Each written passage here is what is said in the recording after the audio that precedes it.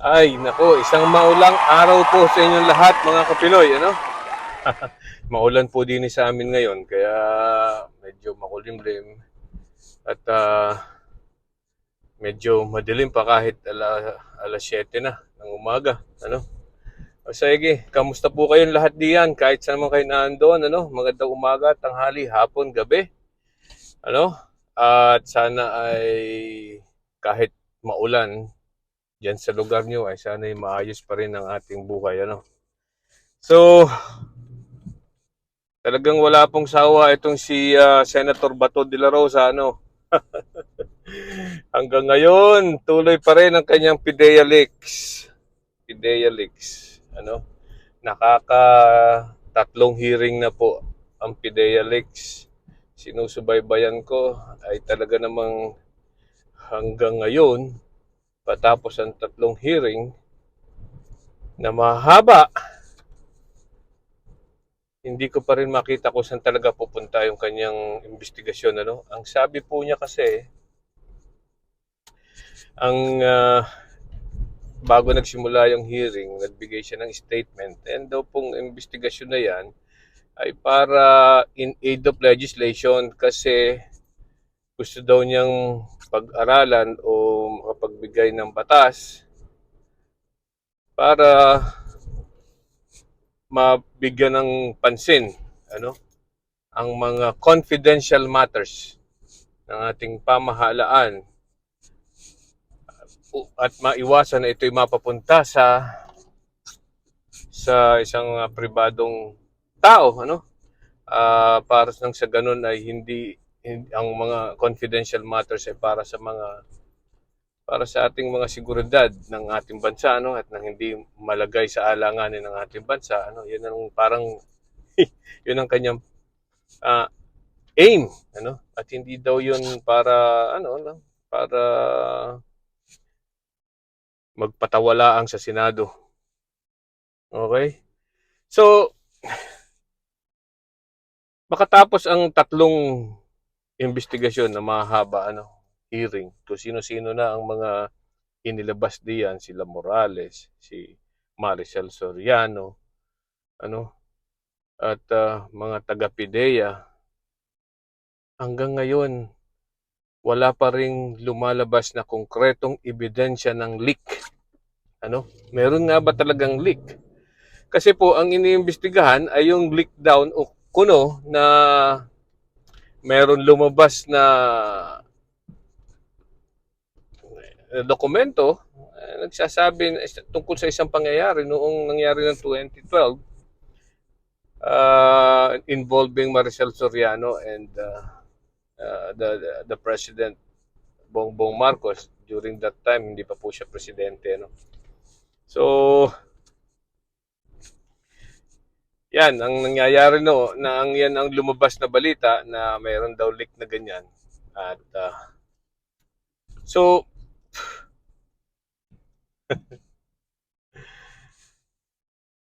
ang isa sa mga pinalabas na ebidensya ay I mean ang isa sa mga testigo na nailabas na ay itong PIDEA, ano.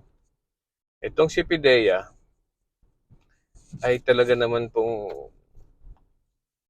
diniscredit agad ang document, ano. Hindi daw po totoo na may ganyang dokumento.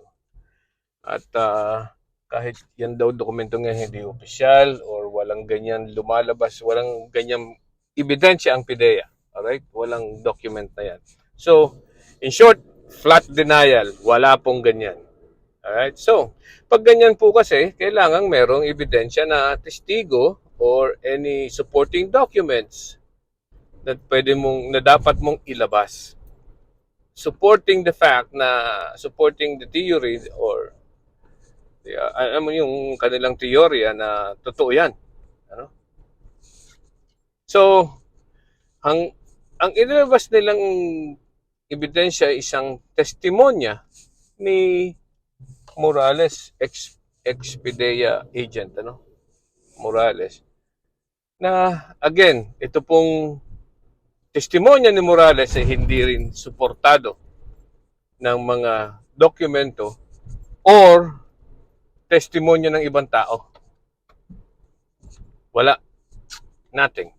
So, pag ganyan po kasi, ayon sa batas natin, ay lumalabas na yan ay hearsay. Ano? Chismis. Rumor. Ano?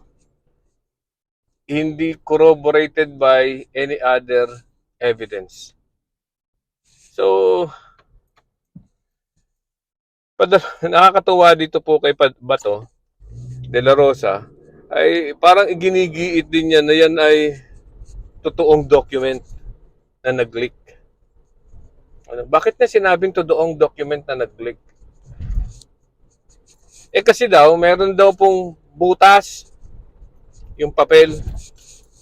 Iniisip ko ano kaya yung butas ng papel. May butas daw po yung papel. Ano? At pinakita, yun daw, kaya pala butas ng papel, yun po ay, I realize na yun po ay butas ng fastener. Ano? Yung punch hole.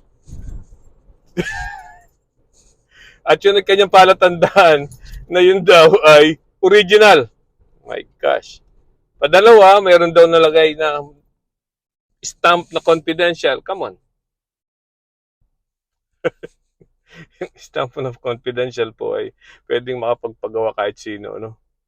At yung butas para maging dokumento ay original or tunay or whatever existing, ay nako, gagawa po ako ng dokumento at talagay ko, bubutasan ko yon at sasabihin ko, yan po ay yan ay genuine or tunay. Ano? Well, tunay na peke. Yan ang ibig niyang, yan sa tingin ko ang ibig niya sabihin siguro. Tunay na peking dokumento.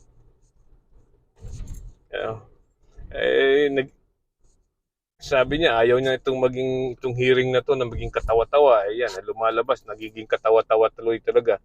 At meron pang naging isang hearing na nagkaroon ng alitan itong si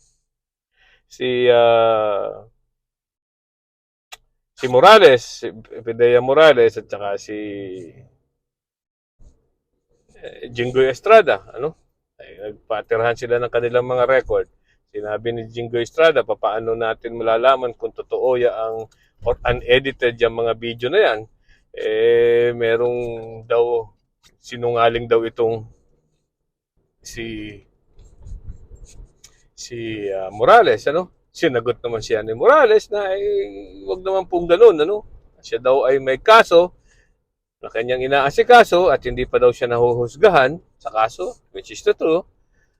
Hindi daw katulad ni Jinggoy Morales na nagkakaso at nahusgahan na at convicted na. Nadali si Jinggoy doon, ano?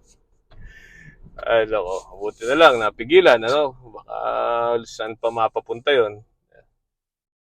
So, alam nyo, nagiging circus na Nagiging circus na to, ano? At nakakalungkot ho dito ay mukhang wala naman pa kahihinatnan ang investigasyong ito. Sa halip na in aid of legislation, ang lumalabas po ay in aid of persecution, in which they are trying to prove na totoong nangyari totoong addict si BBM. Natakal ko na po ito. Sabi ko nga, ay ano ngayon kung addict si BBM? Naandyan na yan. Lumabas na yan Hindi yan tinira noong bago pa lang mag-eleksyon. Kung yan tinira noong bagong eleksyon, mas maganda sana. Ano? You can prove kung totoo yan. Pero hindi pinansin ng mga tao. No? Hindi na pinansin ng tao at gusto talaga si Bongbong Marcos. So be it. Ano? So, kung addict, tinanggap na siyang addict. Kung siya nagamit ng heroin, tinanggap na siyang nagamit ng heroin. Ano na? Immaterial na at this point. Ano? Immaterial at this point. Ayan po, nakakalungkot na. Sinasayang po inaabala po ang mga tao, ang panahon ng mga taong nag-a-appear diyan. Ano? Hindi lang doon, sinasayang ang pera ng taong bayan sa mga pinapasweldo kay Bato at saka mga nagtatrabaho dyan sa Senado na nag-aasikaso ng hearing na yan. Ano? Walang kapararakan na mangyayari diyan sa hearing na yan. So, yan po ang problema sa ating mga Pilipino, no? Yan ang problema sa ating mga Pilipino dahil inilalagay natin sa kapangyarihan ang mga taong walang alam at hindi nila alam kung anong ginagawa, nagiging training ground po ang ating uh, uh, ating mga Senado, ang ating Kongreso, ang ating pamahalaan. Ano? Hindi tayo pumipili ng maayos na kandidato para iboto at ilagay sa pwesto, no? Yan. Nawala na po yung mga dating glory ng ating Senado at Kongreso. Nung panahong talagang kagalang-galang ang mga senador natin at talagang gumagawa ng tamang batas para sa kauunlad ng ating bayan. Ngayon po, anong ginagawa ng ating mga senador katulad ni Bato? Nag-iimbestiga ng isang hearsay, ng isang chismis. Ano? Bumoboto tayo, nilalagay natin ang mga sa Senado ang mga artista na talaga namang hindi alam ang kanilang ginagawa. Hindi ko naman po sinasabi lahat ng artista ay walang alam sa politika, ano. Pero sa katulad ni Robin Hood Padilla, hanggang sa ngayon, ano ba nagawa niyan? Right? Itong si Bato, nagiging comedy ang hearing. Kung gusto niyo ng comedy, manood na lang po kayo ng mga sitcom sa TV. Alam niyo, mas magaganda pa yung comedy noong panahong yun, ano? Sila John and Marcia. Napapagalataan ang edad natin. Okay, so sana ay itigil na ni Bato yan para hindi na nagsasayang ang pera ng mga taxpayers, ano? Alright, so magandang araw pong uli sa inyong lahat. Bye-bye.